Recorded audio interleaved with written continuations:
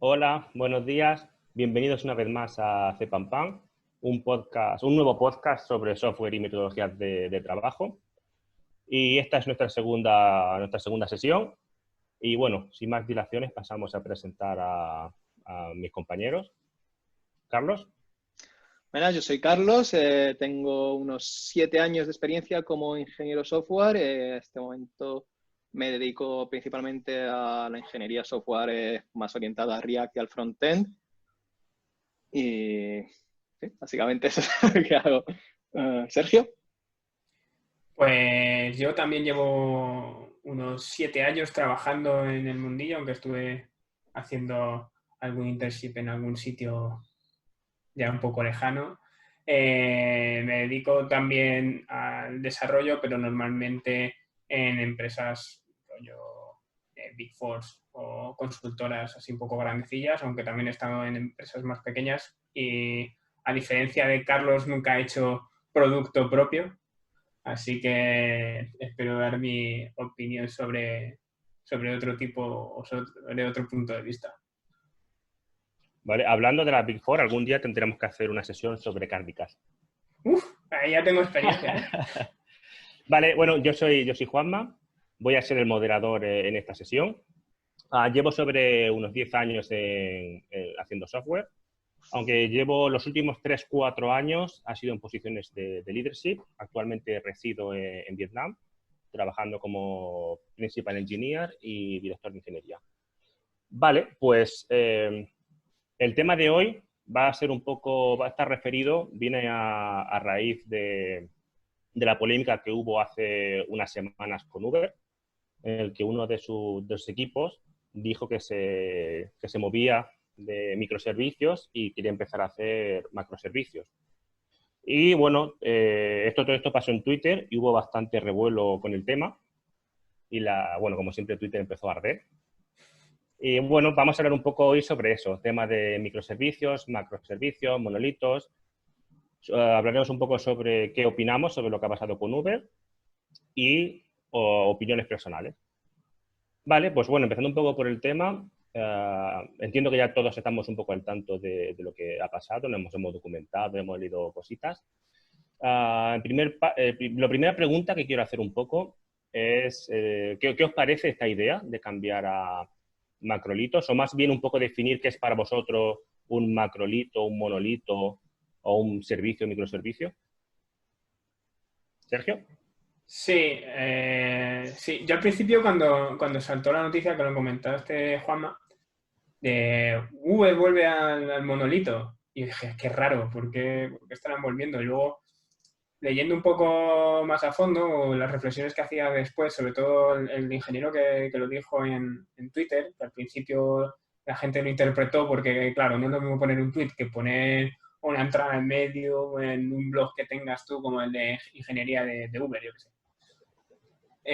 Luego explicó las razones, y es que al final tenían más de 4.000 servicios o microservicios. Entonces, ahí yo cuando lo pensé dije, están locos, ahora se vuelven a monolito, algo súper antiguo. Eso no puede funcionar en una empresa tan grande. Y luego ya leí que era más macroservicio y entendí cuando tenían tantos miles de servicios cómo pueden mantener eso. Y eso me ha llevado a pensar también en nosotros, o yo por lo menos que estoy trabajando muy de la mano normalmente con empresas muy grandes, bancos muy grandes a nivel mundial y demás, ¿cómo son capaces de saber qué servicios tienen y cuándo se pueden utilizar para, digamos, tienen aplicaciones diferentes, pero al final van a usar la misma funcionalidad? Es imposible. Van a terminar duplicando, siempre, porque no hay nadie que orqueste eso en empresas tan grandes. Cuando tienes encima diferentes subempresas dentro de la misma empresa tirando del mismo core. Entonces entiendo un poco la parte de cómo me entero yo que lo tengo, cómo le doy visibilidad, cómo lo mantengo. Entonces entiendo que quieran migrar de microservicios a macroservicios cuando lo están agrupando al final por scope, por así decirlo, ¿no? Cuando lo están, en este caso creo que era la parte de payments, en lo que se había salido de los microservicios, en plan, pues a lo mejor tengo 100 servicios de payment. ¿Por qué tengo que tener 100 y no los puedo ir agrupando en algo que me dé una funcionalidad completa? En vez de un solo servicio que me dé digamos, lo que hace solo ese servicio? ¿Por qué no lo agrupo en algo un poco más grande y entonces ya cuando sepa a qué me estoy refiriendo voy allí y luego ya escarbo a ver lo que tengo? Puedes caer también o yo pienso que puedes caer también en la parte negativa de lo que es un monolito, que eso crezca tantísimo que luego nadie quiera ni mirar dónde está qué. Pero bueno, eso ya me imagino que será un problema suyo de futuro y yo no tengo mucha idea de cómo podrían solucionarlo. Yo creo que es que al fin y al cabo estamos discutiendo, yo creo que en la ingeniería de software pasa que muchas veces acabamos discutiendo una y otra vez de los mismos conceptos tan antiguos como separación de intereses, modularidad y tal, pero a distintos niveles. Entonces, al fin y al cabo, microservicios no dejan de ser una forma de alcanzar modularidad y de conseguir modularidad en ingeniería de software y no deja de ser los viejos principios que hemos estudiado todos en la carrera aplicados a un nivel distinto. Y es básicamente, de nuevo, donde se establece eso, cómo establecer módulos a ver, altamente cohesivos y bajamente acoplados. Ya la universidad alta cohesión, bajo acoplamiento. Alta cohesión, bajo acoplamiento, y claro, y volvemos a ese tipo de problemas, solo que en otro tipo de... Y luego también, obviamente, está la perspectiva de negocio, que es eso, los equipos cómo están conformados, cómo podemos tener comunicaciones eficientes entre esos equipos, cómo podemos asignar servicios a equipos. Entonces, para eso ya tenemos que atender simplemente a cuestiones que son puramente de negocios y al fin y al cabo es ese balance entre cuestiones de ingeniería y cuestiones de negocio. Pero es que creo que, claro, que no dejan de ser cuestiones que no tienen una respuesta absoluta y que se vuelven a discutir una y otra vez de distintos ángulos cada vez que pasa algo así. Pero claro, en el caso de Uber, pues obviamente yo creo que de nuevo atienden a cuestiones de negocio, pero es completamente normal y a cómo gestionar en determinadas partes, pues eso, un crecimiento de microservicios que yo lo he visto y luego hablaré un poco de mis experiencias con microservicios, pero yo lo he visto que empiezan a crecer los microservicios sin ningún orden ni concierto y empresas no tan grandes se empieza a saber que tienen microservicios que ya levantan más de una ceja y ya empiezas a pensar esto cómo puede ser que, como ha dicho Sergio, acaba siendo difícil de gestionar. También veo ahí un puntito y es que has mencionado equipos, que para mí es algo que está también muy de moda, ¿no? Los equipos ágiles, bueno, lleva de moda unos años, aunque en España, como vamos con un pelín de retraso, está ahora en boca de todos. Cuando los equipos son autogestionados, cuando los equipos deciden cómo hacer las cosas, al final hay veces que algunos equipos deciden emprender su andadura eligiendo una arquitectura porque está de moda.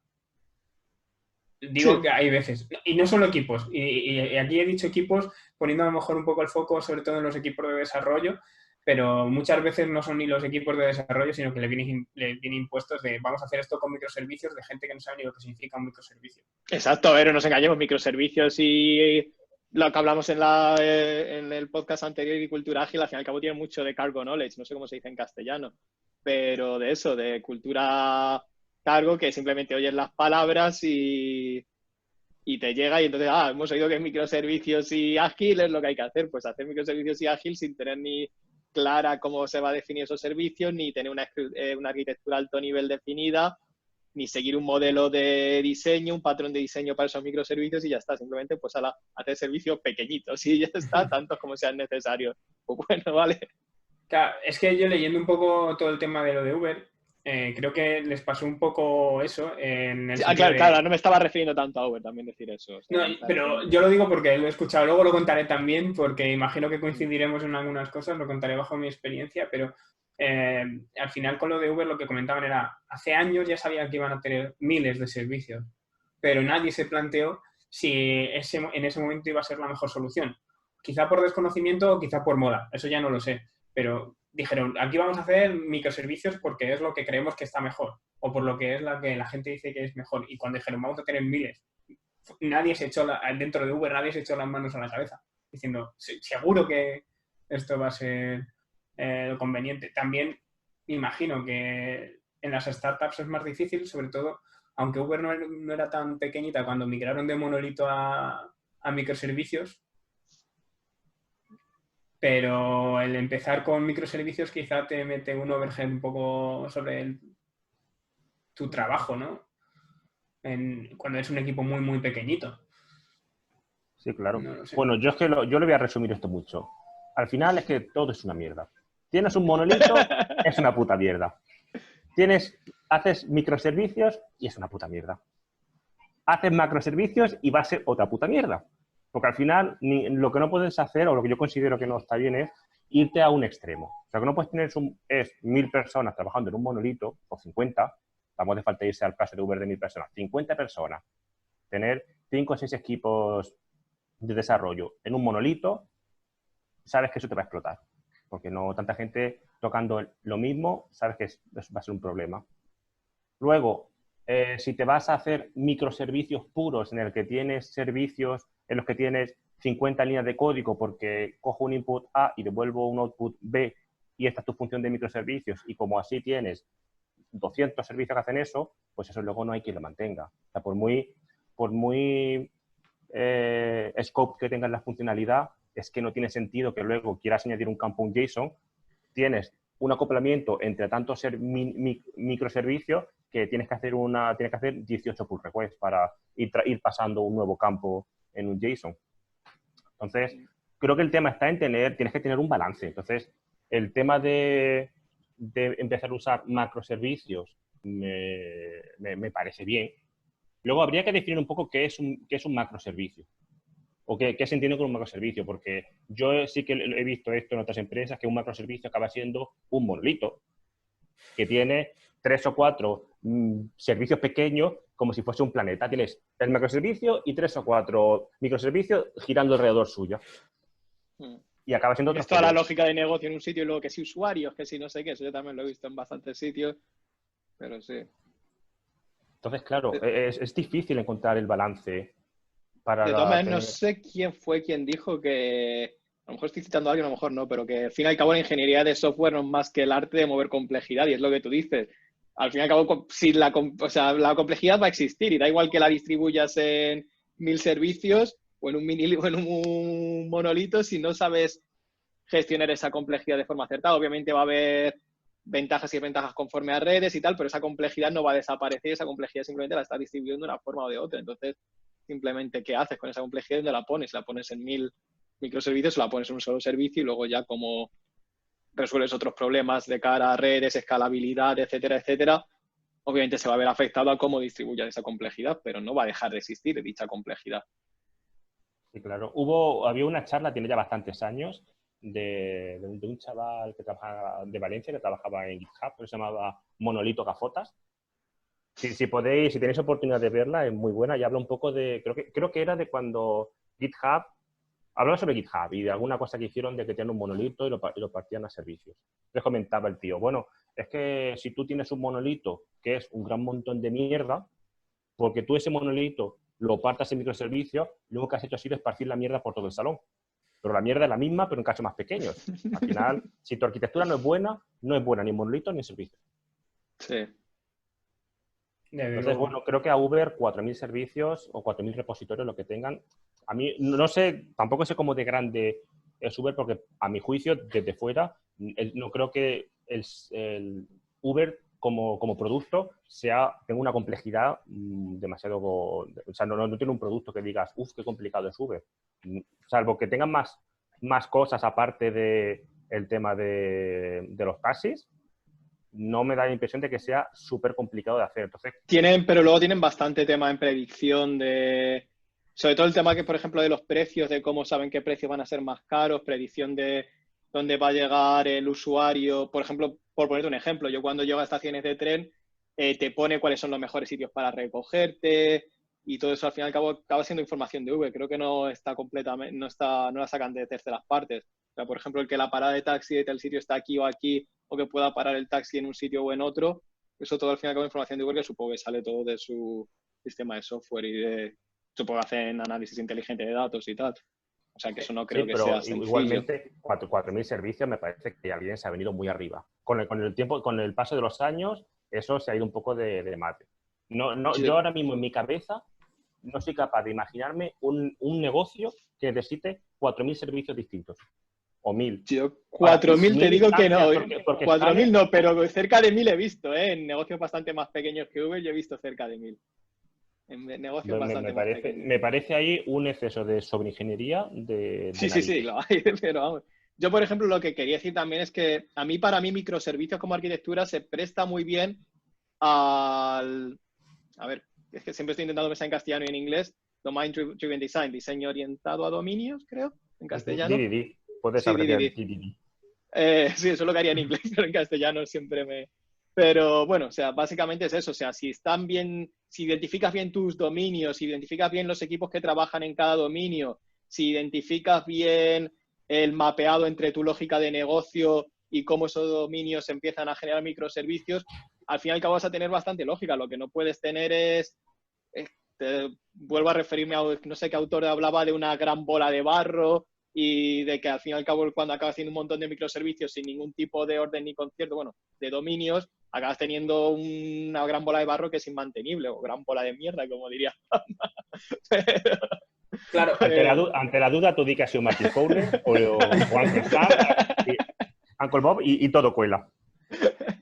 Pero ahí... Pero obviamente es eso, no por tener microservicios, sino hacer una buena... Yo he visto algunas empresas que es eso, pues sí, tienen un montón de microservicios del orden del, ya te digo, de cientos de microservicios, pero no ves ningún mapeado entre la lógica de negocio y esos microservicios, entre los dominios, nadie sabe ni qué dominios hay en dicha empresa, simplemente son pues microservicios para cualquier cosa que se ha ido creando ad hoc para según si van necesitando, y obviamente eso no va a acabar bien en algún momento si se sigue escalando. Claro, pero yo ahí veo, para una empresa ya más o menos establecida, con un negocio ya claro y demás, lo veo más factible. Pero ¿qué pasa cuando es Uber, que es una startup que nace como una prueba de concepto de algo y empieza a crecer? Y ahora Uber no solo los coches, es también comida. Sí, pero yo creo que Uber ha tenido más que 200 oportunidades con el crecimiento que ha tenido Uber de haber hecho tabula rasa, que en algún momento una startup, lo siento mucho, pero no puede estar funcionando con legado ad infinitum. No, sí, y lo han hecho 3 veces, por lo visto. Pasaron de monolito a SOA y de ahí a microservicios y ahora vuelven a replantearse las cosas. Pero ¿qué pasa? Que yo creo que tienen equipos distribuidos, tienen un equipo muy grande y aparte tienen localizaciones por países, porque al final no en todos los países funciona igual Uber. Y eso, por ejemplo, yo tengo el ejemplo de, yo lo he usado en Grecia, lo he usado en Inglaterra, lo he usado en España. ¿Qué pasa? Que en Grecia tienen unos precios, creo que en muchos de los trayectos, en varias de las ciudades, como establecidos por el gobierno. Sí, a ver, obviamente tienen servicios distintos, pero creo que también intentan generalizar servicios y creo que productos, perdón. Tienen distintos productos y creo que intentan hacer productos lo más propiamente generales posible y supongo que esos productos se intentarán desarrollar de una forma u otra y las lógicas de negocio asociadas a esos productos se intentarán generalizar lo más posible para ahorrar costes. Y yo qué sé, UberX, Uber no sé cuánto, al fin y al cabo, pues sí, aquí en el Reino Unido tendrán que funcionar de una manera porque son private cars y tienen unas reglas y no pueden poner unos precios, tienen unos precios mínimos y tal. En otros países, yo, por ejemplo, bueno, en Tailandia, por ejemplo, cogí Uber y es incluso ilegal, pero funciona. O en Berlín también he cogido Uber y es ilegal y funcionan. Y tienen el producto UberX, que creo que es el mismo que aquí, pero si es ilegal, ¿hasta qué punto?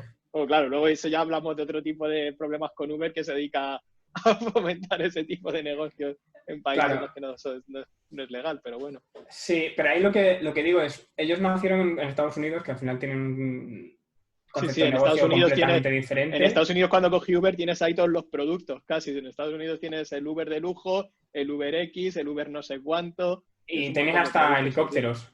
Sí, y, no es, o sea, es que, y aparte que el modelo de negocio es diferente porque allí no tienen las restricciones o casi restricciones como en otros países, sobre todo en Europa.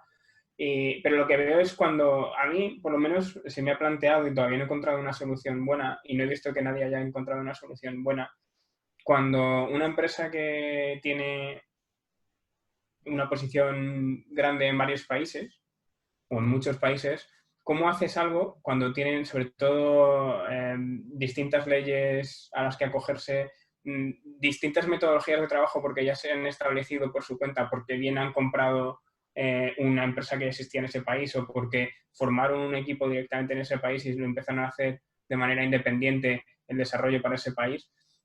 Luego, cuando intentas pensar de nuevo cómo establecer unas guidelines para seguirlo en el próximo desarrollo, cuando hacen eso que has dicho tú, una tabla rasa, cuando se lo cargan todo y lo vuelven a hacer, luego empiezan a ver que o bien los equipos localizados en los países o bien las limitaciones legales que tienen les hacen cambiar un poco esos procesos, esos...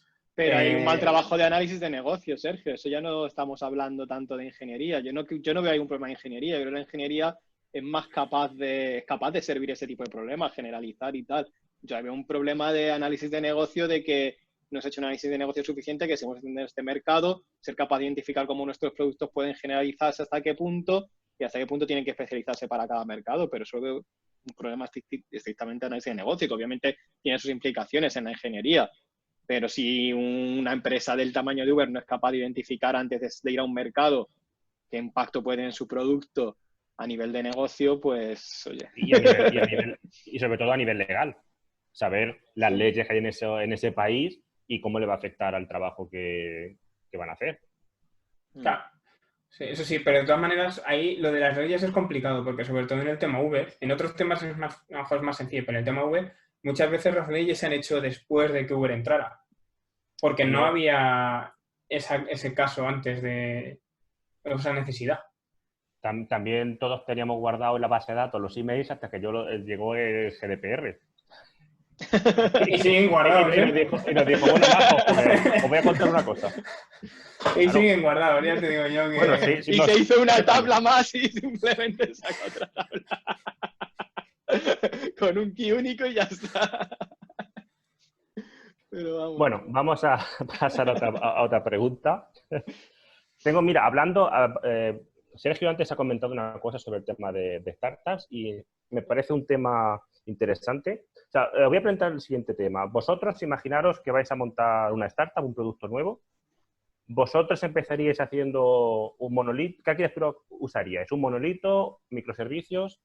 ¿Qué creéis que es la receta que puede ayudarte a... Voy a hablar como alguien que tiene experiencia de primera mano en esto.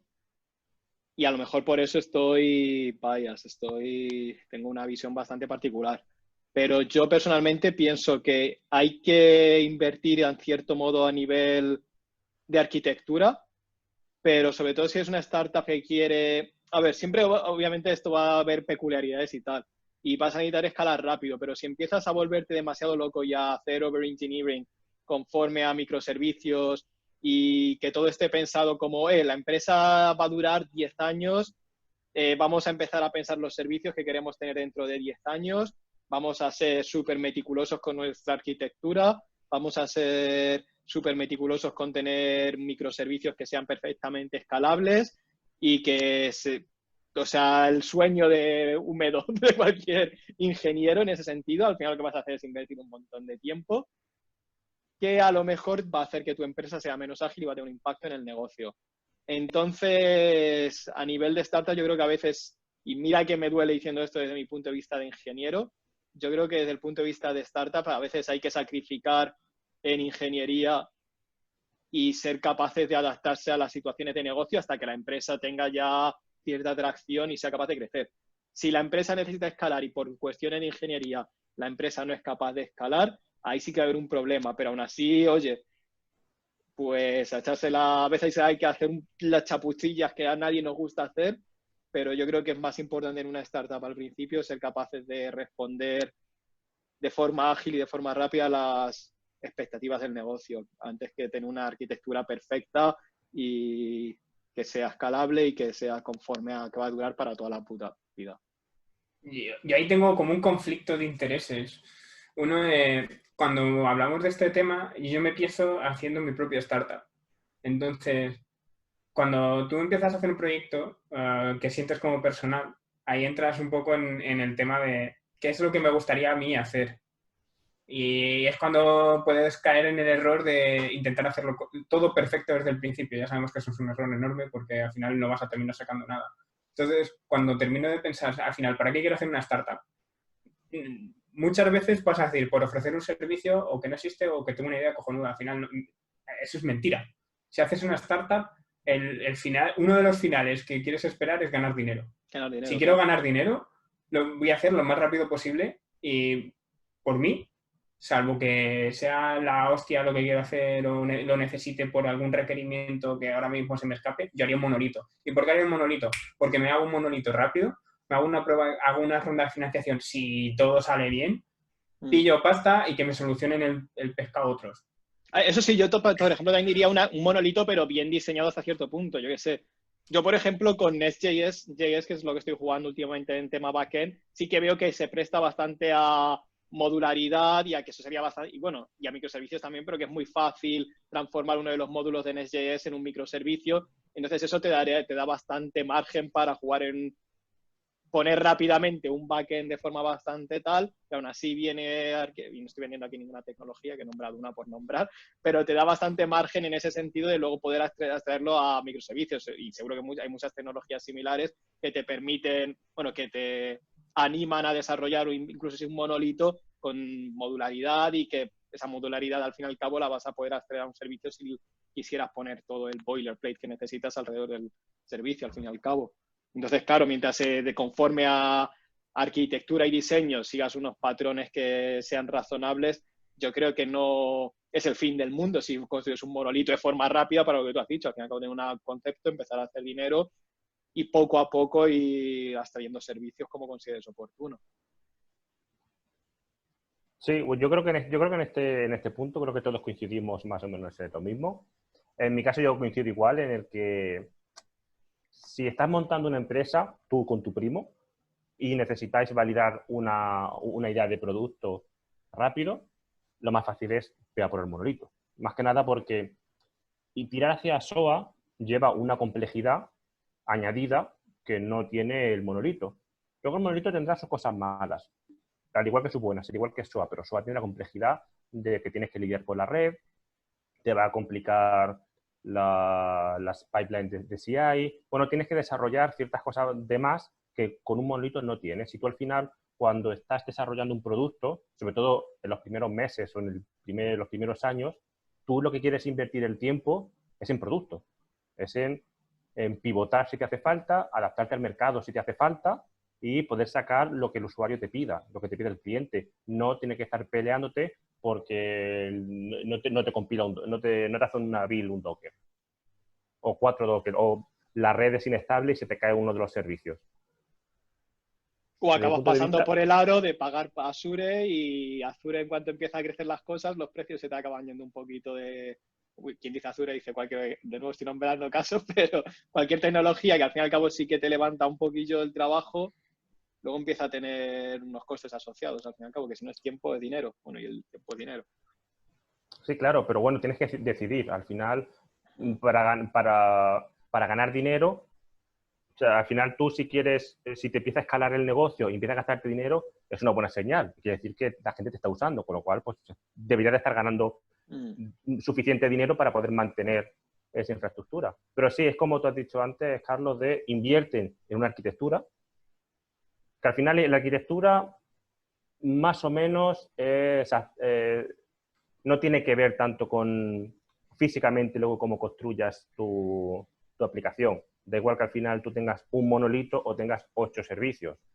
La arquitectura va a ser más o menos la misma, o al menos lo que llamamos cuando haces DDD, tus dominios van a ser los mismos, tus mounted context van a ser los mismos. Voy a decirlo físicamente, en el mismo container o esté dividido en 3. Entonces, bueno, invierte en que tu arquitectura sea buena, hazlo lo más rápido y fácil posible y ya después irás extrayendo conforme te haga falta. Al final, todas las empresas grandes, cuando deciden romper el monolito, es cuando les hace falta. Cuando tienen un problema de escalabilidad o los costes se empiezan a disparar de tener que mantener muchas réplicas del monolito, es cuando deciden, bueno, ahora es el momento de empezar a romperlo. Cuando quieres asignar equipos a partes, pero al fin y al cabo sí que es cierto que es más fácil trabajar en un servicio que trabajar en un monolito. Y si tienes un equipo dedicado a un servicio concreto que trabajan 3 equipos trabajando en un monolito, luego pues dentro del rato conflictos, todo el rato va a ser un pitote que mejor al fin y al cabo acaba rompiendo ese monolito. Pero claro, que es lo que has dicho perfectamente, que ese monolito puede ser fácil de romper o difícil de romper. Eso ya... Normalmente suele ser difícil de romper siempre. Sí, bueno, sí. Porque más difícil, claro, o imposible. Claro, porque tú al final el monolito no lo rompes a los 3 meses de hacerlo. Tú el monolito lo rompes a los 3 años, a los 4, a los 5. Ahí han pasado ya muchas manos y ahí ya ha llegado un momento en el que se te ha olvidado tanto la modularidad que querías tener para luego extraerlo. Llega un momento en el que, pues bueno, pues tienes lo que tienes. Sí, y no solo eso, que es que al final cuando lo decides romper muchas veces lo que ha pasado y por lo que se han empezado a hacer Big Bangs, ¿no? Como dicen algunos, a rehacer de cero y en un momento cambio de uno a otro, de un esquema a otro, es porque al final el conocimiento de quien hizo ese monolito o esos trozos del monolito ya no están en la casa tampoco. O sea, es que encima no hay nadie que te pueda decir qué hay y por qué está hecho así y por qué no está hecho de otra manera. Entonces, y es tan grande que es imposible que alguien se siente y empiece a analizarlo, porque es que es gigante. Entonces, ¿qué hacen? Pues lo rompen, pero no es que lo rompan en trozos, es que directamente se imaginan cómo lo tendrían que hacer ahora y lo vuelven a hacer de cero. Sí, Normalmente eso cuando lo he visto suele yo, pasar. vamos. Uno de los mayores problemas que yo he visto con monolitos son los hilos de conocimiento. Al final llega los que más años llevan en la empresa son los que mejor conocen el monolito y son los únicos con confianza para tocarlo. Entonces, al final, todo el mundo que lleva menos tiempo acaba yendo a los mismos, a preguntar cosas, y al final esa gente con el síndrome, con el complejo de héroe, son los que se pueden arreglar las cosas y siguen acumulando conocimiento, y la otra gente sigue sin cogerla. Por Te servicios diría, al menos lo tienes más o menos el conocimiento repartido. te diría que yo también lo he visto pasar eso muchas veces en microservicios, ¿eh? Te diría que obviamente en monolitos es más fácil tener ahí silos de conocimiento, pero he visto en microservicios también gente que solo hay una persona que es la que entiende todas las decisiones que se han hecho a nivel de, obviamente, la persona que más tiempo lleva, que suele tener un cargo más alto, es la única persona que es incapaz de entender cuáles son todos los microservicios, lo que está hablando antes Sergio de que por qué hay 3.000 microservicios y al fin y al cabo no deja de ser, probablemente haya una o dos personas que sepan por qué están esos 3.000 microservicios y te sepa nombrar todos y a esa persona le interesa que eso siga siendo así porque al fin y al cabo tiene poder sobre la empresa. Pero vamos, que eso sucede, yo creo que eso es un problema que sucede en las empresas siempre que no esté bien documentado el conocimiento de negocio. A partir de cierto volumen, obviamente, casi nadie puede tener en la cabeza cómo funciona toda la arquitectura de su negocio, salvo que lleve X años allí y ha sido el que la ha parido. Entonces, al final, claro, ahí también la experiencia del negocio también está ahí. Lo que pasa es que hay arquitecturas que te ayudan a esparcir el conocimiento y otras que te ayudan menos. Al final, tú en un monolito, cuando quieres tocar una clase en particular, tienes que tener mucho cuidado porque no tienes por qué saber que hay otras funciones de ahí que está usando esa clase que no debería de estar usándola. En servicios, eso es más difícil que pase, porque al final están aislados los componentes. En monolito, sí, es muy fácil que eso pase. Llamar a user.tal desde un sitio donde no tendrías que llamarlo, pero bueno, si están aquí las clases, ¿por qué no voy a usarlas? Que también tiene sentido.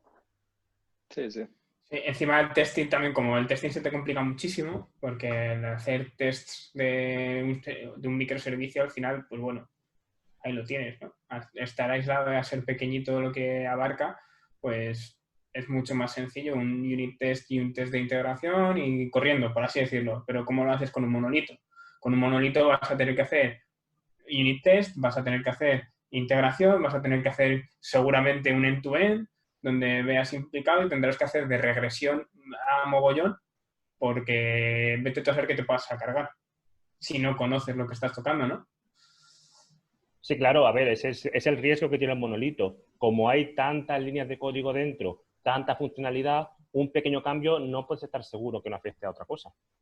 En servicios, pues es más fácil. Obviamente, también tienes que hacer end-to-end y integration test en servicios, pero se da por hecho que vas a romper menos cosas en un servicio que en un Al fin y al cabo, tienes ahí la interfaz bastante clara, o sea, la interfaz de un servicio debería ser bastante clara y eso te debería... Pero vamos, que encima, si hablamos ya de monolitos, porque claro, estamos hablando de monolitos en determinadas tecnologías, .NET y tal, no los veo tan arriesgados, pero si hablamos ya de monolitos en JavaScript e incluso monolitos en frontends complicados, ahí ya sí que las cosas empiezan a ser un cachondeo. O sea, yo personalmente, obviamente, como es lo que más he visto, yo personalmente a día de hoy o sea, esto ya es algo más a tema de discusión, pero cómo se rompe un monolito en un frontend y cómo, si tienes un frontend con un montón de lógica de negocio metida, eso acaba siendo por lo que hablamos ahí, o sea, cachondeo, y en JavaScript pues ya podemos imaginar todos los riesgos que eso supone. Entonces, claro, como romper monolitos ya en frontend y tal, eso ya viene siendo bastante más. Eso, mira, nunca se me ha dado ese caso de tener que romper el frontend. Sí. Pero si ahora pensándolo así un poco así en rápido, si tienes mucha lógica de negocio en el frontend y quieres extraerla, solo se me ocurre que acabas rehaciendo entero el frontend. O sea, no se me ocurre una manera de poder extraerlo, porque al final sacar todo eso y llevar todo al backend implica que casi vas a tener que rehacer la No, desde luego que no sería llevarte la lógica de negocio al backend, pero por ejemplo, a ver, siempre sería, asumiendo que ya estás usando frontends más modernos, usando frontends con React o usando frontends con Angular o Vue, que al fin y al cabo sí que te permiten una modularidad. Si estás usando obviamente un frontend que no tiene ningún tipo de concepto de modularidad, es completamente absurdo. Y luego ya cómo vas trayendo esa modularidad y cómo vas componiendo con dicha modularidad, pues obviamente es el mismo, deja de ser el mismo problema. Pero si has decidido tener esa lógica de negocio en el frontend, quiero pensar que hay una razón por la que la tienes en el frontend y no en el backend. Quiero pensar que necesitas que ese cálculo sea rápido, que estás... Y por alguna razón tienes que tener esa lógica en el frontend. Pero vamos, yo personalmente he visto monolitos de frontend, he visto aplicaciones de React gigantescas que son pesadillas de por dónde meter la mano.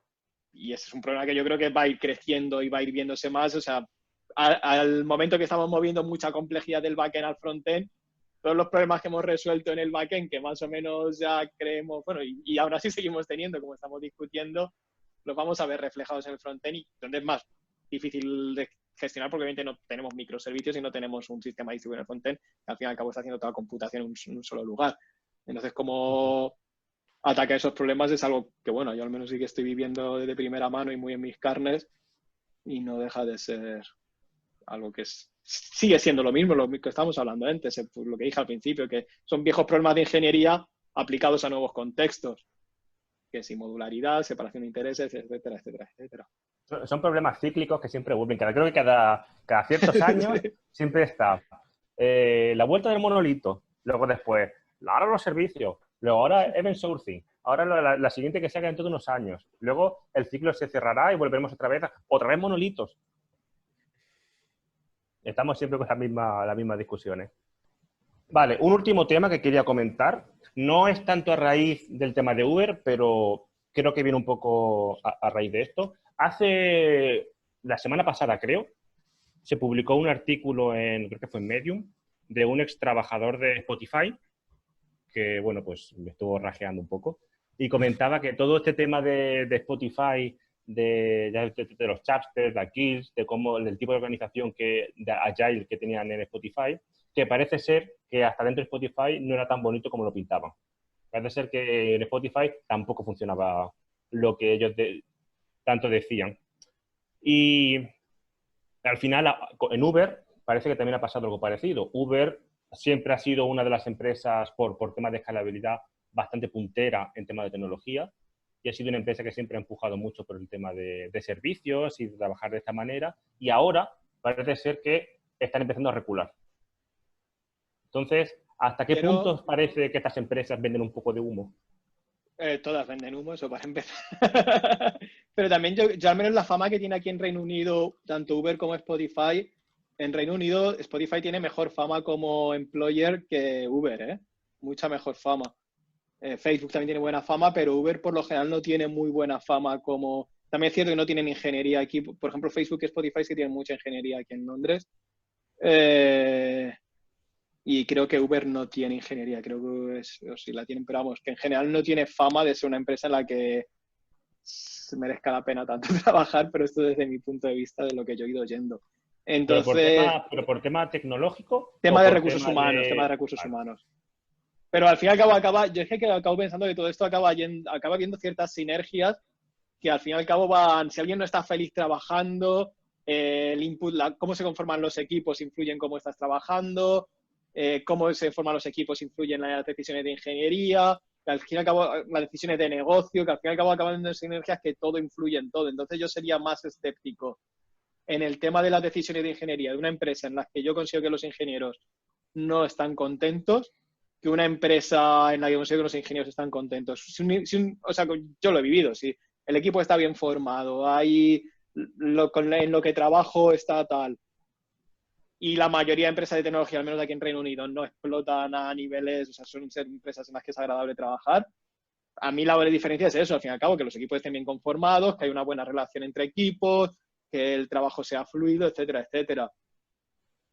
Volviendo a eso, Uber creo que no tiene ingeniería aquí, entonces no sé si la mala fama que tiene Uber es por ingeniería o en qué nivel. Pero es eso, entonces, eso me ha quedado que estábamos hablando, porque creo que me he ido yo por la tangente. Bueno, el tema de estas grandes empresas... Sí, que venden mucho humo, que venden al fin y al cabo, humo. sí, venden bastante humo y son las primeras interesadas en que, lo que hemos hablado antes, de que hay mucha cultura a cargo y son las primeras interesadas de que esa cultura a cargo, ya sea microservicios, sea lo que sea, salga de ellas. Y nosotros fuimos los primeros en hacer, y si se le pone el nombre de nuestra empresa, mejor. Y si son squads Spotify, pues casi mejor que todo el mundo lo llame squads Spotify, y esa cultura a cargo, aunque a lo mejor a tu empresa no le vaya tal, venga de ahí, porque al fin y al cabo es publicidad y al fin y al cabo la empresa acaba adquiriendo un nombre y al fin y al cabo son acciones que la gente va a comprar, y así es como funcionan muchas empresas del sector tecnológico a día de hoy, a base de conseguir inversión. Entonces, así es como genera cierto renombre que genera inversión. A mí quiero hacer un inciso en esto, una pregunta derivada a esto. ¿Vosotros en los últimos años en los que habéis estado buscando trabajo, os habéis encontrado alguna empresa que durante las primeras entrevistas no os haya dicho que nosotros nos organizamos como Spotify? Sí, Facebook. Bueno, pero que hayáis ido vosotros a una entrevista y han dicho, no, aquí no seguimos lo de Spotify, aquí tenemos tal. Porque yo en los últimos años no recuerdo una empresa que no me haya dicho, sí, nos organizamos por guilds y por chapters estilo Spotify. Incluso yo, cuando entrevisto a alguien, se lo digo también. Y bueno, luego la realidad es distinta. Luego no es todo tan bonito como tal. No, pero a ver, yo personalmente no tengo tanta... Eso me ha pasado tanto. O sea, las empresas más pequeñas a lo mejor sí que toman más inspiración de empresas más grandes.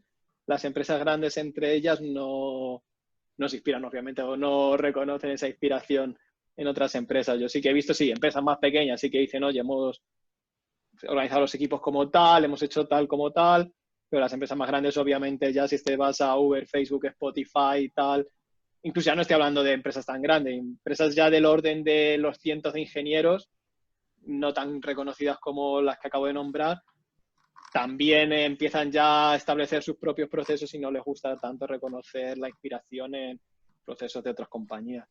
Pues esa es mi experiencia personal, al menos. Yo a esa última pregunta, pues es que tampoco he hecho muchas entrevistas últimamente y las pocas... Tú trabajas para bancos, a ti ya sabemos que no. Y las pocas que he hecho ha sido muy gracioso, porque ha habido veces que más que por el interés que tenía yo de cambiarme o no, era más porque al final cuando entras en el mundo, muchas veces en el mundo de las agencias, de las Big Four, de las consultoras en general, digamos que la única salida que ves a esta parte, más que romper con lo establecido ya en tu vida e irte al mundo startup o el mundo de empresas así de producto más pequeñas, es irte directamente al cliente final. Entonces, los clientes finales a los que a mí me han llamado y he podido pensar, a ver qué me ofrecen, en ningún momento me han nombrado nada de eso. De hecho, al contrario. Pero tú no has sido tanto al sector tech, ¿o sí? De hecho, es que sector banca. Uno era sector banca y otro no era sector banca. Bueno, ha habido dos de sector banca, pero uno de ellos ya lo conocía muchísimo por otros motivos. Y el otro es un banco que digamos que se quiere caracterizar porque son muy modernos, muy enfocados a internet, somos muy guays y demás. Y la otra empresa que se sale del sector banca, de hecho, esta la voy a comentar porque era una energética de renovables. ¿Cómo se llamaba? Hostia, no me acuerdo. No digo el nombre porque no me acuerdo, no porque no quiera. Pues también iban en plan, somos muy guays, somos súper modernos, somos renovables, verde, súper zen. Y lo primero que me dijeron fue, aquí se trabaja mucho, aquí se trabaja mínimo de 8 a 8. Y aquí se trabaja lo que te diga tu jefe.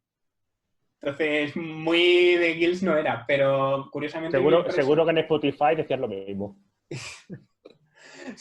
Lo curioso es que mi empresa, y ahí quería yo comentar algo, es lo que, sobre todo de lo que tú has dicho al principio, se están empezando o intentando organizar en guilds. Pero ¿qué pasa? Hay algo muy complejo, que al final vienes de una empresa y quiero meter otro concepto que no sé si lo habéis vosotros leído en algún momento o habéis ido a alguna charla, o visto alguna charla, es el tema de los paradigmas organizacionales o como se digan, de las empresas organizados por colores. Desde el rojo, subrrojo al teal, bueno, azul turquesa o azul marino, como queréis llamarlo. Es en función a cómo se organiza una empresa, lo categorizan en colores. Desde la empresa que es directamente reactiva a los problemas o a las amenazas que pueda sufrir en ese momento sin ningún plan de futuro, pasando por empresas que el jefe dice zasca para abajo y eso es lo que se hace, a empresas autoorganizadas, como pueden ser casi cooperativas, ¿vale? Que sería como el último punto, donde incluso los sueldos se deciden de manera cooperativa y bla, bla, bla, bla. Y a mí me hace mucha gracia que comentes, porque eso es un poco casi a lo que iba, imagino, Spotify, que era el paso anterior, que es cuando tienes el modelo ágil de grupos, teams, squads, lo que sea, con stakeholders, con cosas, autoorganizado y demás. Y al final eso era mentira. Al final eso es un espejismo donde hay alguien que te va a decir, tú lo haces sí o sí, me da igual lo que tu equipo decida en un momento, porque cuando llega el momento crítico nunca ha cambiado la empresa. La empresa sigue anclada al pasado. Y va a ser Siempre hay un nivel de todo. Y yo, por ejemplo, por lo que he visto de Spotify, sí que creo que en Spotify hay bastante buen nivel de automatización de equipos y tal, pero obviamente siempre hay un nivel de todo. Obviamente ahí la empresa tendrá sus goals y tendrá sus objetivos y tendrá su backlog y tendrá todas esas cosas. Entonces nunca es en plan de... Ojo, no hay que confundir que tengan backlog, que tengan objetivos, a cómo se organiza una empresa. Desde luego, pero que siempre habrá un nivel de autoorganización a cierto nivel y incluso... He conocido también cooperativas de desarrollo software, incluso las cooperativas de desarrollo software van a tener roles y van a tener cierto nivel organizativo. Entonces, que hasta ahí, obviamente, todo el mundo ya en el nivel de empresas más grandes les interesa vender sus modelos, lo que he dicho antes, para tener inversión y tal. Pero entonces sí, pues todas las empresas van a tener un nivel de ambas cosas y todas las empresas van a vender humo. Pero yo personalmente no he visto ninguna empresa que no haya vendido humo, tanto desde fuera como desde dentro. ¿Y no pensáis que el casarte con ese tipo de speech hace que luego cuando porque va a haber voces que no concuerden con eso desde dentro y se monte el revuelo que hay, no va a ir en contra de la empresa? O sea, no se va a disparar en un pie el apostar tan fuerte por ese ¿En qué te refieres en ¿no? concreto? Cuando dices en Spotify somos muy guays, nos organizamos en guilds, cada uno elige en qué guild estar, cómo se puede formar en diferentes cosas, por si quiere cambiar, que sea muy fácil, que no haya silos de conocimiento, que no haya mini empresas dentro de las empresas, cada una con su propio, buscando su propio beneficio, que le ponga la zancadilla al lado, que eso yo lo he visto mucho. Que haya un empleado que desde dentro hable, claro, y luego eso afecte a... Que luego no solo un empleado, sino que se empieza a destapar la mierda. Y esto yo lo digo, por ejemplo, con lo del crunch en los videojuegos, que salió una empresa que todo el mundo pensaba que era maravillosa y de repente empezaron a salir casos de abusos brutales. Y la empresa, pues nadie quiere trabajar para esa empresa ahora. Para empezar, Spotify, por lo que he visto, no es así. Spotify, los empleados suelen estar bastante contentos, lo mismo en Facebook y al menos aquí en Inglaterra. Y luego es eso, todo el mundo asume que hay un nivel de marketing, pero como en todo, o sea, todo el mundo asume un inversor, o sea, para empezar esos mensajes yo creo que les interesa más que salgan de cara a inversores y también de cara a atraer talento, obviamente. Ambas cosas. Sí, pero incluso yo cuando yo voy a entrevistas y probablemente sea una de las personas que más ha hecho entrevistas, evidentemente, por mi situación, y cuando voy a entrevistas yo sé hasta qué nivel me están bullshiteando y hasta qué nivel... Pero obviamente veo entre líneas, o sea, todas las empresas me van a decir que son ágiles, todas las empresas me van a decir que tienen microservicios, que es lo que estamos hablando al fin y al cabo, que ya estamos divergiendo bastante. Y todas las empresas me van a decir que tengo posibilidad de progreso, todas las empresas me van a decir que puedo trabajar en distintos roles, eso me van a decir todas las empresas.